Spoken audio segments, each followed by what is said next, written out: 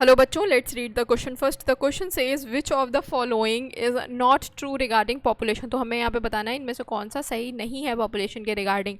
तो यहाँ पर दिया हुआ है natality contributes to increase in population density. थी बिल्कुल सही दिया हुआ है नेटैलिटी यानी कि बर्थ रेट। तो बर्थ रेट अगर ज़्यादा बर्थ होंगे तो पॉपुलेशन डेंसिटी इंक्रीज होगी, ये ट्रू है। Immigration contributes to an increase in population density. तो ये बिल्कुल सही दिया हुआ है, पॉपुलेशन डेंसिटी बढ़ती है अगर इमिग्रेशन होता है। सपोज यहाँ पर एक वाई सिटी थी, यहाँ एक एक्स सिटी थी, तो यहाँ से अगर यहाँ लोग आएंगे तो यहाँ की पॉपुलेशन डेंसिटी होगी। तो जब यहाँ लोग आ रहे हैं तो इसको हम क्या बोलेंगे, इमिग्रेशन बोलेंगे। तो यहाँ की पॉपुलेशन डेंसिटी तो बढ़ी, बट यहाँ की पॉपुलेशन डेंसिटी कम होगी।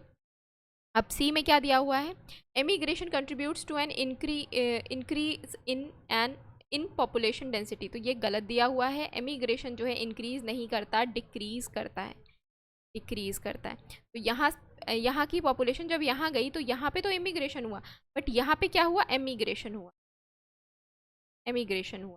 तो यहाँ की पॉपुलेशन डेंसिटी क्या हो गई, डिक्रीज हो गई। तो ये यहाँ पर इंक्रीज दिया, ये गलत है।